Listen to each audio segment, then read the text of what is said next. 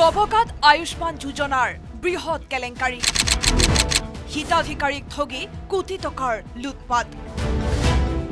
লুণ্ঠনৰ আঁৰত চিকিৎসালয়ৰ কৰ্মচাৰী ব্লক আঁচনি বিষয়া আৰু ফাৰ্মাচীৰ স্বত্বাধিকাৰী আয়ুষ্মান যোজনাৰ হিতাধিকাৰীক ৰাম ঠগন দুষ্ট চক্ৰৰ চিকিৎসালয়লৈ অহা হিতাধিকাৰীক দৰৱ কিনিবলৈ বাধ্য কৰে দলটোৱে নগদ ধন ভৰি স্বাস্থ্য পৰীক্ষা কৰাব লগা হয় হিতাধিকাৰীয়ে বিপৰীতে হিতাধিকাৰীৰ নথিপত্ৰ ব্যৱহাৰ কৰি ৰাজকোষৰ পৰা দুষ্ট চক্ৰটোৱে উলিয়াই লয় সমুদায় ধন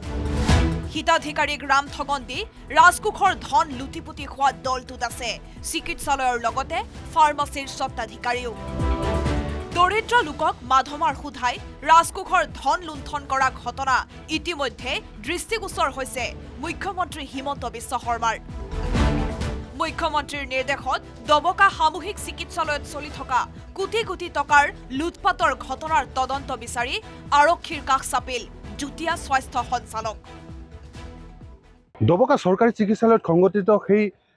কোটি টকীয়া আয়ুষ্মান কেলেংকাৰীৰ বিৰুদ্ধে যেতিয়া মুখ্যমন্ত্ৰীয়ে গম পাইছিলে মুখ্যমন্ত্ৰীয়ে গম পোৱাৰ পাছত হোজাই জিলা আয়ুক্তগৰাকীক নিৰ্দেশ দিছিলে এই সমগ্ৰ ঘটনা তদন্ত কৰাৰ কাৰণে আৰু সেই সময়ত জিলা আয়ুক্তৰ নিৰ্দেশত হয়তো যুটীয়া স্বাস্থ্য বিষয়াই সেই সময়ত এই অভিযুক্ত কেইটাৰ নাম উল্লেখ কৰি দবকা থানাত তৰিছিলে গোচৰ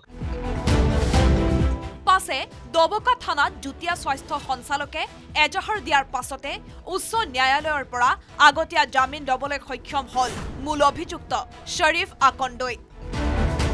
আৰক্ষীৰ তদন্তৰ সমান্তৰালকৈ স্বাস্থ্য বিভাগে আৰম্ভ কৰিলে নিজাববীয়া তদন্ত ইতিমধ্যে দবকা সামূহিক চিকিৎসালয়ত চলি থকা আয়ুষ্মান যোজনাৰ কেলেংকাৰীৰ তদন্ত চলাই প্ৰতিবেদন দাখিল কৰিছে স্বাস্থ্য বিভাগৰ অতিৰিক্ত আয়ুক্তই সেই প্ৰতিবেদনৰ আধাৰতে চাকৰিৰ পৰা বৰখাস্ত কৰা হৈছে সহকাৰী ব্লক আঁচনি বিষয়া ইমদাদ চান্দক বাতিল কৰা হৈছে new Hamdan medical Firdous jewel medical আৰু হেল্থ কেয়াৰ চেণ্টাৰ নামৰ তিনিখন ফাৰ্মাচীৰ লাইচেন্স এই সমগ্ৰ ঘটনাত কেৱল আবু শ্বৰীফ আকন্দই নহয় সহকাৰী ব্লক আঁচনি বিষয়া যিগৰাকী আছিলে সেই আঁচনি বিষয়াগৰাকীকো এই মুহূৰ্তত কিন্তু চাকৰিৰ পৰা তেওঁক বৰখাস্ত কৰা হৈছে সমান্তৰালভাৱে এই সমগ্ৰ আয়ুষ্মান কেলেংকাৰীৰ ঘটনাক লৈ যেতিয়া হোজাই জিলাৰ অতিৰিক্ত আয়ুক্তগৰাকীয়ে যেতিয়া তদন্ত চলাইছিলে সেই তদন্ত প্ৰতিবেদন অহাৰ পিছত স্বাস্থ্য বিভাগৰ ফালৰ পৰা তিনিখন ফাৰ্মাচী এই মুহূৰ্তত কিন্তু তেওঁলোকৰ যি লাইচেন্স থাকে সেই লাইচেন্স বাতিল কৰি দিয়া হৈছে সমান্তৰালকৈ স্বাস্থ্য আৰু পৰিয়াল কল্যাণ বিভাগৰ অতিৰিক্ত সচিবেও আৰম্ভ কৰিছে দবকাত চলি থকা আয়ুষ্মান কেলেংকাৰীৰ তদন্ত স্বাস্থ্য আৰু পৰিয়াল কল্যাণ বিভাগৰ অতিৰিক্ত সচিবৰ তলব পাই দিছপুৰ সচিবালয়ৰ ডি ব্লকলৈ দৌৰিব লগা হৈছে জিক্ৰুল আল মোল্লা আৰু ৰেজিনা ইয়াছমিন নামৰ চিকিৎসক দুগৰাকী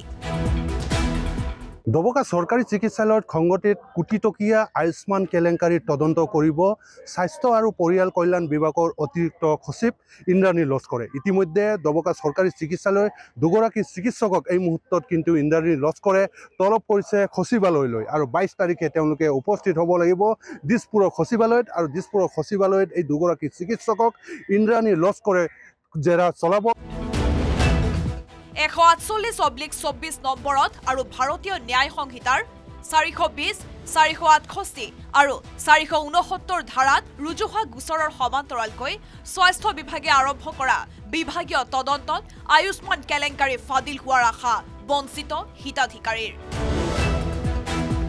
কেমেৰাত নিপুণৰ সৈতে হোজাইৰ পৰা প্ৰণৱ শৰ্মাৰ report news 18 Assam north east